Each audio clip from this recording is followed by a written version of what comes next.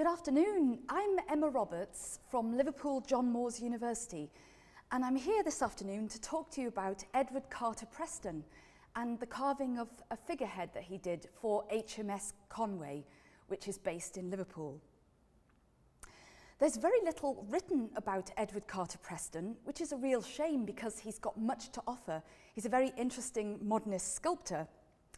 But as an art historian working within the historic port of Liverpool, it came naturally to me, really, to examine Edward Carter Preston's carving of the figure of Nelson on HMS Conway. I recently published a book on the public sculpture of Cheshire and Merseyside, and Edward Carter Preston featured quite heavily in this book. He's quite a prolific sculptor in the Merseyside region. Many of his carvings appear particularly in Liverpool Anglican Cathedral. So because I was familiar about his work already, I was very interested in order to examine this completely unknown side of his work, the carving of the figurehead of Nelson. So here's a picture of Edward Carter Preston, a self-portrait. Despite working prolifically in the Merseyside region and being highly talented in the modernist 20th century style of sculpture, it's strange really that he's hardly known outside this region. So this is the work that I'll be discussing today, and there's virtually nothing written about this work whatsoever. It's interesting because it dates from as recently really as 1938, and yet, as you can see, is carved in a very traditional style, or from outward appearance anyway, you'd think it's carved in a very traditional style. It looks quite a conservative sculpture. You wouldn't associate this with abstract 20th century modernism. And of course it's made in 1938 in an era when ships were becoming increasingly functional and mechanical, being made largely of metal rather than of wood. So it might seem a bit anachronous really that it's made out of painted wood in a time when ships are being made out of metal. But what's very useful for our purposes is that with it being carved in 1938, there are excellent photographic records of the carving of the sculpture. And there's even some film records too, which I'll be showing a little bit later on. And these give us a really good insight into the making and publicising of the sculpture. And my particular argument today is that some of the technical solutions adopted by Carter Preston in making the sculpture arose out of some of the solutions he found to much earlier, different types of sculptures in other materials. He was generally someone who found new materials and was excited by the potential of working with new and unusual materials. For instance, when art materials were in very short supply during both world wars in the 20th century, he looked to most unusual sources for supplies. You might not realise this at first glance, but this artwork was made from a mangle barrel, which he'd salvaged. And what an amazing sculpture he's made, considering it's a mangle barrel. You can see his sensitivity towards the characteristics of the wood, which are inherent inside the barrel itself. So he's carved directly into the old mangle, or the barrel of the mangle, and you can see how he's observed where the natural features of the wood lie, and then decided to utilise these to correspond to his vision of different forms on the figure that he's wanting to carve. So for instance, you can see that in the stomach area, which would naturally lend itself to a rounded form, he's realised that that's where a rounded form naturally occurred within the piece of wood that was the mangle barrel. So he's decided to make the most of this rounded form of the wood there to naturally relate it to the rounded stomach part of the sculpture. So that was extremely sensitive as a carver. You can see that perhaps even more clearly in this detail. See what I mean about the rounded form that relates to the stomach, and that was naturally occurring at that point in the wood. So he decided that's where I'll place the stomach because the wood naturally had that rounded part there. So this is typical of other 1920s, 1930s carvers in the modernist style, such as Henry Moore or Barbara Hepworth, for instance. He's allowed the material to dictate to him rather than he dictate and dominate over the material. So it's strange, really, that being such a talented sculptor, Carter Preston's fame has not spread more widely, especially considering that some of his other works were distributed around the world. And that in particular relates to his carvings that later became wartime medals, as you can see here, for instance. In 1918, he won the British competition to create the next of kin plaque to be given to relatives of the World War dead. There were 800 applicants to this competition, and with him winning, you can see then how the judges of the competition thought that he was a most talented sculptor. He had previously shown interest in carving the original plasters that were to become wartime medals, because in 1916 he entered another competition to do the medal for the Battle of Jutland Bank. And he didn't win that competition, but you can see the practice towards it obviously helped him with this 1918 competition. So following this success in 1918, he was commissioned on many other occasions to do wartime medals and plaques and other non-wartime medals as well. I think he was especially talented in doing relief work, which of course is what's needed for a medal, rather than three-dimensional rounded sculpture. So that's what the judges must have seen when they commissioned him, that his talent lay in that area. But as I intimated earlier, the largest body of work that he did, though, was for Liverpool Anglican Cathedral, which was being built between 1904 and 1978. Here's some examples of his sculptures for that building. He was given largely free rein on Liverpool Anglican Cathedral by the Dean at the time, his friend Dean Dwelly. And that kept him busy for many decades. I think the fact it kept him busy for many decades meant that he couldn't become known on other projects, really, because he was so focused working on Liverpool Anglican Cathedral. But it led him to experiment because he was given such free rein. He could try all sorts of figures and styles because he was given the trust of the Dean and the other workmen in the cathedral. Very often, it's apparent that he gravitated towards a sort of linear and elongated style, as you can see here in these sculptures. They're simplified, really, while still being realistic, but you can see he was interested in the trends of the 20th century with sculpture.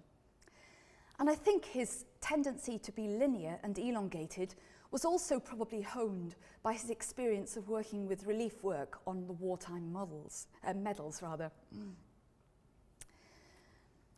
as well as giving him the opportunity to work with the wartime medals, the First World War also led him to invent an entirely new form of artwork. And this will be significant when I go on to talk in a few more minutes about my main topic for today, the ship's figurehead. So an example of what I mean by him experimenting and creating a totally new sculptural art form, you can see here. He made these little miniature sculptures of political figures that he did in a sort of caricature format. This is the French First World War politician, Joffre, and of course he's depicted with the Gallic cock that represents the sort of French symbol of the cockerel. So what's happened here, in the First World War, again, as a result of shortage of materials, he's had to be inventive. So he's invented what he called plychrome figures. So this is one of these, a plychrome figure. He made flat shapes of plywood, which he then sandwiched together, then turned upright and painted. So from the detail here, you'll notice from the overhead view in particular on the right, that all the pieces of plywood have been sandwiched together, and you can see how they are individual planes of wood from that detail. He often chose military figures, as with Joffre in this occasion, and used them to caricature. But it was a completely new way of making sculpture. No one, as far as I'm aware, has ever made plychrome figures in this format before. They appear toy-like, but they are meant to be proper sculptures.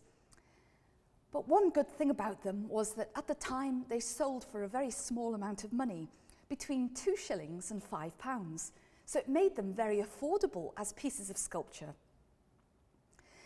And in June 1915, an exhibition of his range of these sculptures was held at the Fine Arts Society building in London in the UK. It contained many of these military caricatures, but also figures from classical mythology that he'd worked with too, and fantastic animals. He was generally somebody who was interested in animals and often sculpted them or painted them. The catalogue is very interesting to read for this exhibition. It had a foreword in it by a man called J.G. Legg. He was Liverpool Corporation's Director of Education, and he also served on the board of a Liverpool organisation called the Sandon Society. And the Sandon Society, interestingly, was responsible for bringing the UK's first exhibition of post-impressionist works, so people like Cézanne and Matisse, for instance, into Liverpool. There had been an exhibition of those works in London previous to this, but never before had there been an exhibition outside London. So the Sandon Society was clearly avant-garde and clued into what was interesting art. So J.G. Legg, even though he had a council role as a sort of bureaucrat, he definitely understood what was important in the arts and what was avant-garde in the arts. So he's a respectable person to have written the foreword in the catalogue for the Fine Arts Society show. So to quote him, he said that Carter Preston was one of several Liverpool artists working out their own ideas of art and craftsmanship in complete freedom from academic, bureaucratic or communal control, the ABC of disappointing art, end quote. So there you can see he's located Carter Preston in a sort of group of adventurous, free-thinking Liverpool artists who are exciting. And that is true. Through history, Liverpool's been seen as a hotbed of exciting developments within the arts, whether that's music, popular music, classical music, poetry, literature, or fine art. So probably as a result of this exhibition in the Fine Arts Society in 1915, Carter Preston was then asked to design furniture and toys using this plychrome method. And they were to be made by wounded soldiers in an organisation called the Lord Roberts Workshops. There were 11 of these throughout the United Kingdom following the First World War, and the intention of them was that they would provide employment and a sort of therapy then for men who'd been wounded in the First World War. If they'd perhaps lost a leg or one arm, the workshops meant that they didn't need to be seen as redundant to society. They could make toys which could then be sold commercially, and so they would feel wanted and needed, as indeed they were needed in society and had a proper role as makers of toys. So Carter Preston was employed as a result of these little sculptures that you can see on the screen here to create templates and ideas for the men working in the Lord Roberts workshops. Those men would find it very easy to sandwich together plywood strips, as you can see in the detail on the right. So this episode then from 1915 is very significant to what I'm really here today to talk about, and that's his carved figurehead of a few years later, 1938. So I argue here now that his sandwiching technique, developed in works such as the ones on the screen at the moment, helped him later on solve great technical problems when it came to working with the much larger, much more high-profile figurehead more than 20 years later. So to move on to HMS Conway, this was established as a ship in 1859 to be a training ship for the Royal Navy and the Merchant Navy, and it was always planned to be based in Merseyside near Liverpool, actually specifically in Rock Ferry in the River Mersey. So in 1859, when plans were ahead to think of which ship would be ideal to be a training ship, they decided eventually on a jackass frigate. This is a sort of ship that can contain up to 240 men and is a small warship that can mount between 20 or 28 91-pound guns on a single deck. And although the original plans for the ship do not show on the plans the intention for a figurehead, it was actually always the intention that the ship would have a figurehead. And the one that was chosen in the first place in 1859 was of Admiral Nelson. Here's a picture of it here. And of course, I apologise for the poor image quality here, but this is out of my control because it's the only image anyone's ever managed to obtain of the original figurehead. So the image was discovered in 1907 and probably dates from about 1860, 1865. So you can imagine then why it's of poor image quality. Unfortunately, nobody knows who carved the original figurehead. It was probably actually just some unknown anonymous artisan. But it lasted from 1859 until June 1918, when unfortunately it was damaged beyond repair in a collision with another ship called SS Barmow. But HMS Conway, the ship I'm talking about today, did survive that collision, and it continued in service for another 20 years after that collision without any problems whatsoever. But in 1937, it was decided that an overhaul of the ship should be done, and so they thought that was an ideal opportunity to create a brand new figurehead for the front of the ship. So Edward Carter Preston was the sculptor decided to carve this new figurehead. And he chose to redo one of Nelson rather than something different in topic. He decided to show Nelson wearing the Order of the Bath and carrying a telescope. So he produced a sketch and a small model in order to show the selection committee who were responsible for choosing the sculptor and authorising the figurehead to go ahead.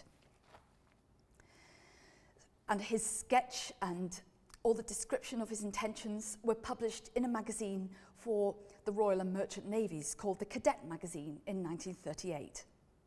Here is his sketch up on the screen at the moment of how he envisaged it would look. So in order to finalise the design, Carter Preston did much research. He went down to the National Military Museum in Greenwich in London and studied there. He was given special access to Admiral Nelson's real clothing that he wore at the Battle of Trafalgar. And he studied the clothing in depth in order to examine the colour and the shapes and amount of the buttons and the braiding and all those other details. He was also given access to Nelson's life mask, a mask that was taken from Nelson's face whilst he was still alive in order that future generations would know his physiognomy and how his face appeared. So from this life mask, he went on to make a twice life-size plaster model that was to be a foundations for him when planning his figurehead. You can see that this shows Nelson to have strong, commanding features. And that's even more apparent from this side view of the plaster model. And this model is actually based in Birkenhead Priory, where there's a chapel called the Conway Chapel, totally devoted to HMS Conway and all the relics that still are kept in place from the ship. In fact, Birkenhead Priory is the oldest building on Merseyside, and it dates right back to medieval times when monks inhabited it as a priory. And what's now the chapel devoted to HMS Conway, originally when the monks lived in the building, it was called the Scriptorium, and that's where they illustrated all their manuscripts in this nicely well-lit room. So it's got a lot of aura and atmosphere in this chapel, and today it's a museum devoted to HMS Conway. So, having completed his research before the figurehead was carved, Carter Preston began the sculpture.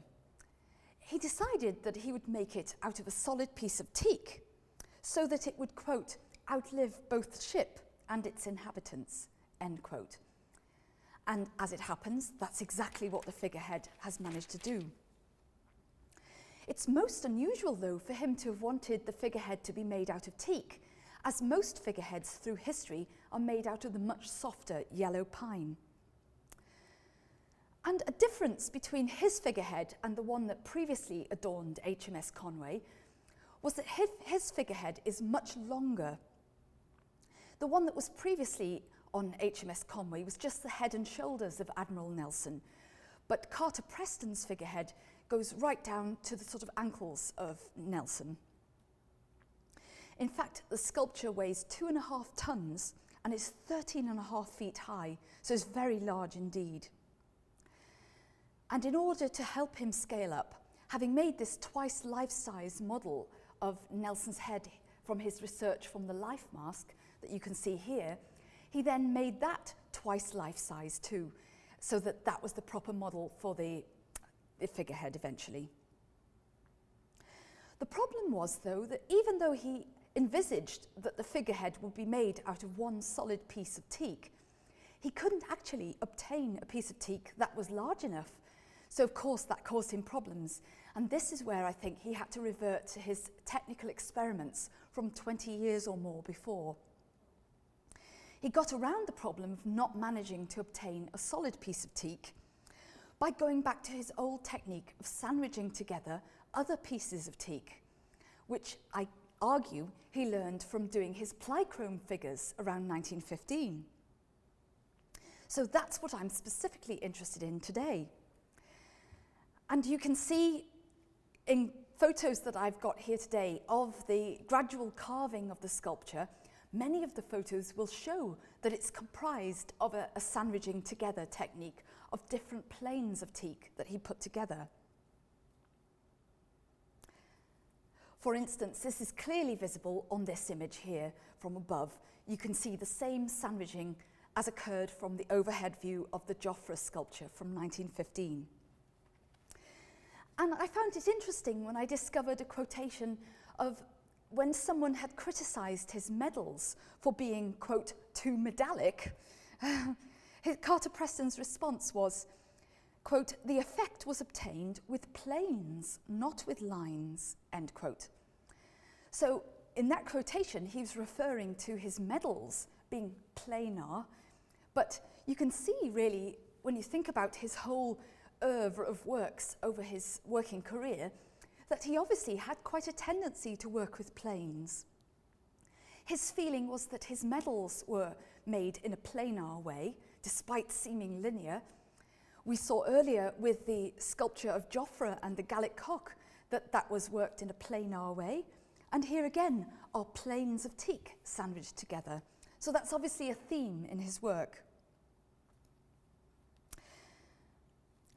No one, as far as I know, has ever examined this aspect of Carter Preston's work before, or even, for that matter, examined the figurehead before.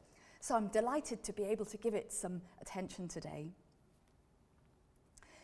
So, as I said earlier, because it was carved during the 20th century, we're very lucky that good photography facilities existed, and so there's a really good photographic record of the evolution of the carved figure.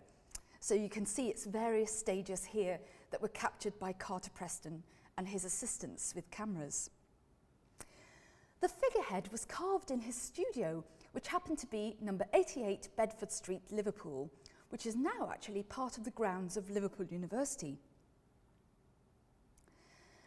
And the archive of the photographic records and his invoices, letters, press cuttings, and all these things, today they're stored at the archives of Liverpool Hope University, which is where I've been to study in order to gain some of the facts and information ready for this lecture.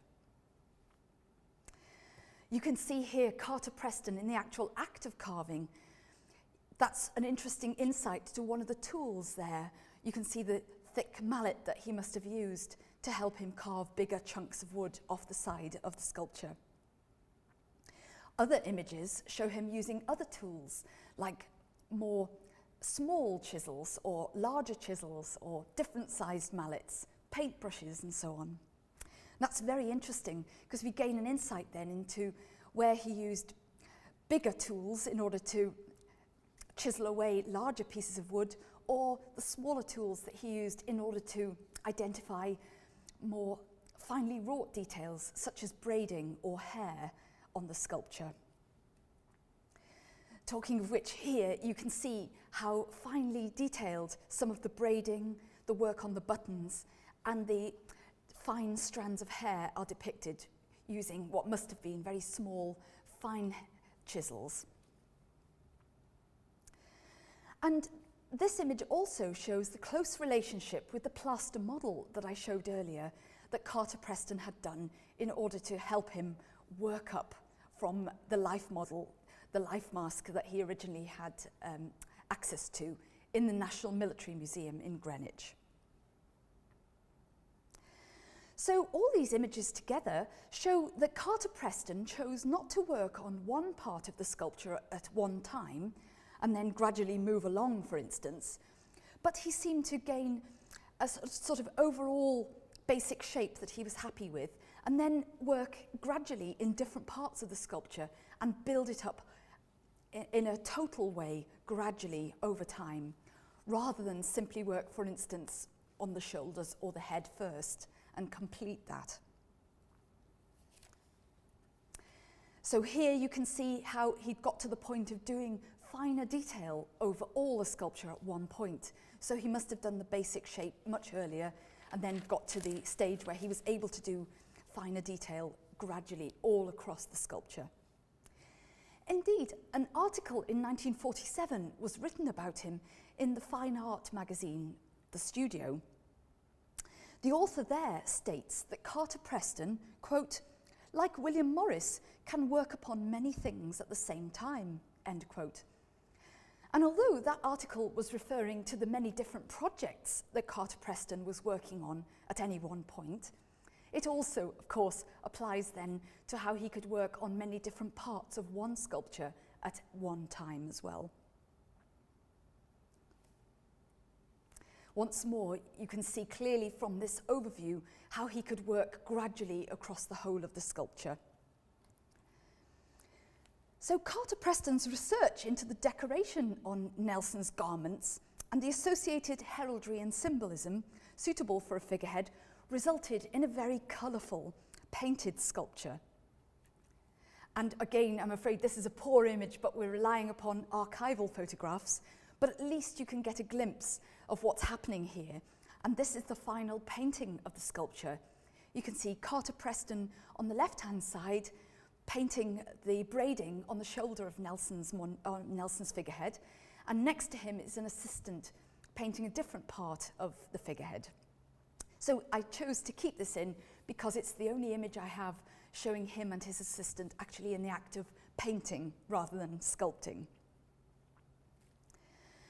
So as I was saying earlier, the decision to have a new figurehead carved coincided in 1937 with the decision to do a refit of the ship to make it more habitable for the new cadets who were being trained on it. And that refit cost £20,000 in 1937, which in those days was a lot of money. It was done at the world-famous Camel Laird shipyards in Liverpool, from which has sailed many of the important liners from cruising history throughout the ages. The man responsible for overseeing the work was a Mr. Dickey, who was employed by the L. Holt and Alfred Holt and Company shipwright company. And we do know that a shipwright from that company was employed to assist Carter Preston with the actual manual sighting of the figurehead, because of course he wasn't familiar with ships and shipwright practices. But what's nice is that a masting ceremony, as had been typical of when figureheads were attached to ships, had happened in centuries. A masting ceremony occurred again with the masting of the Nelson figurehead for HMS Conway. And this happened in April 1938 at the Liverpool Pierhead landing stage. Interestingly, this was filmed at the time for Pathé News broadcasts, and it's possibly the only existing Pathé film footage of a masting ceremony, because as I was saying, in the 20th century, most ships were done out of metal, so it's very unusual to have such a traditional ship masted and built and worked on in the 20th century. So no wonder there's not many pieces of film footage of masting ceremonies. The guest of honour at the masting ceremony was Britain's poet laureate, Dr. John Masefield, and he led the ceremony. The reason he was chosen was that he'd been a cadet on HMS Conway himself between 1891 and 1894. And after that, he went on to become this UK famous poet. He's particularly famous for collections of poems such as the Saltwater Ballads and another book called his Collected Poems. And for the masting ceremony, he wrote a special poem that was entitled The New Figurehead. So following the ceremony, a service of dedication was held at Liverpool Anglican Cathedral, which of course was ideal because was exactly the site where so many of Carter Preston's sculptures were already in situ. So I have now a film clip of the masting ceremony. So this is very nice and interesting to see. There's no sound on this film, by the way.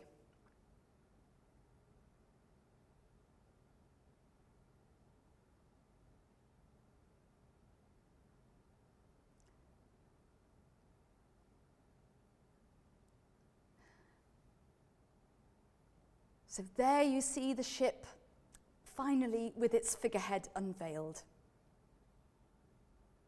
And there the ship goes off to sea. So it's lovely to have the opportunity to see that. I also have another very short film clip which shows Carter Preston actually carving the sculpture. So I'll show that too.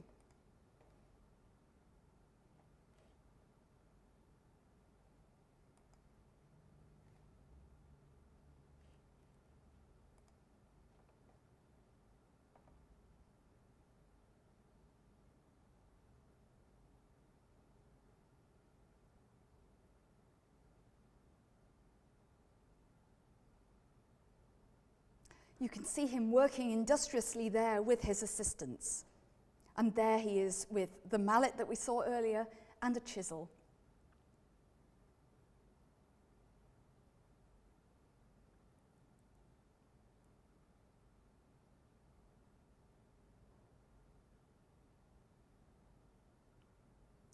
There's the little model that he made in order to inform him of how the overall look should be. So we're very lucky to have had access to those films. Well, the ship, once it was relaunched with its refit and its new figurehead, stayed in the River Mersey, fulfilling its function as a training ship from April 1838 onwards. But in 1941, it was moved to a different mooring, the Glyngarth mooring point in Anglesey, just off North Wales. This was to allow, ostensibly, for more outdoor activities to occur for the cadets. They would be having easier access to fields and the sea and river and so on. But I think it might also have been with the dual intention of protecting the ship from bombing of the River Mersey during the Second World War, because of course Liverpool, being such an important port, was very much the target of bombing in the Second World War. So the ship stayed there till 1953 in Anglesey. And in 1953, there were plans to bring the ship back under tow to the River Mersey, to its original mooring site. But during this process, unfortunately, she ran aground and the ship was fatally damaged. And again, interestingly, I have some rare colour film footage showing the ship having run aground, and there again we'll see the figurehead nicely displayed on the front of the ship. So I'll show you that clip now.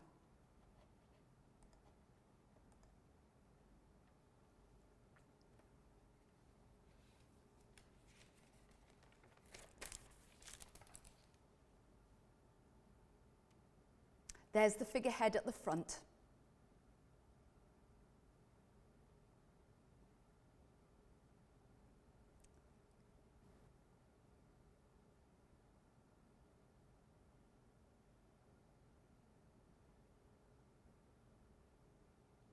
There's another good view of the figurehead at the front there, and you can see how tall and long it really was.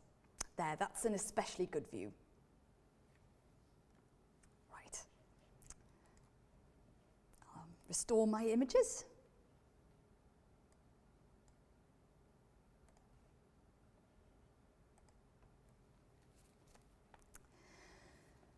So it's very unfortunate that the ship itself was lost as a result of that incident in 1953. But thankfully, the figurehead was saved.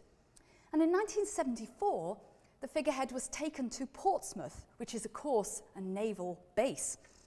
And it was resited at a part of the Portsmouth naval base called HMS Nelson, the HMS Nelson Centre. And there it now stands, actually on a mini roundabout, so it acts as a piece of public sculpture today.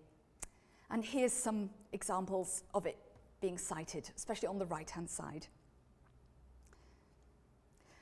And it's ironic that at the time I'm talking, early May 2013, this coincides with the 60th anniversary of the loss of HMS Conway. So it seems like I naturally have been led to examine this sculpture at a time that's pertinent in its history. So to conclude, for me it's very exciting that one of the last traditional ship figureheads was designed as a result of interesting technical solutions that had been discovered over 20 years earlier simply as a result of wartime shortages of materials. The former sculptures done 20 years before the carving of the figurehead had completely different applications and purposes, but those practices certainly became useful when it came time for Carter Preston to rethink how to handle the technical problems with his figurehead 20 years afterwards. And in all the instances of his work, he certainly shows great inventiveness and resourcefulness as a sculptor. Indeed, the 1947 Sculpture magazine that I referred to earlier stated of him, quote, "Carter Preston is rarely to be visited without the discovery of metals, woods, glass, stone or plaster, revealing an answer to some question, put with the vigour and freshness of imagination that in itself has the rare urgency of genius." End quote. So I hope that this talk has sparked a little interest into this side of Carter Preston's work. As I said, there's nothing really written on him at all, and so all my research that you've heard today is new, and I hope you found it interesting. I'm excited to possibly go on to do future research into the work of Carter Preston. And I must say that I've benefited greatly from an organisation called the Friends of HMS Conway, and that's made up largely of men who are retired now, but who were formerly cadets in their youth, who actually lived and worked on HMS Conway. And they're the ones who set up and run the chapel that I referred to earlier, the HMS Conway Chapel that's part of Birkenhead Priory. And as I mentioned, that's in existence now as a museum dedicated to the honour of the ship. And in there, as well as being able to see the twice life-size model of Nelson's head that Carter Preston sculpted, there are also some beautiful stained glass windows. Here's one example here. These windows were specially commissioned by the Friends of HMS Conway to record how wonderful the figurehead looked when it was in situ, when the ship was still extant and sailing the waters. So I have 3 nice images showing the figurehead done out of stained glass. These were all done by a local Liverpool artist called David Hillhouse. And that's my final image. So it's thanks to the efforts of the Friends of HMS Conway that the sculpture itself, the figurehead of Nelson, still stands to be seen. And as I was saying, that's down at the HMS Nelson site in Portsmouth. So if anyone's ever in the Portsmouth region, you might want to make a trip to go and visit that. But at the very least, I hope that my talk today has been enjoyable and sparked some interest for you in this work. Thanks very much for listening.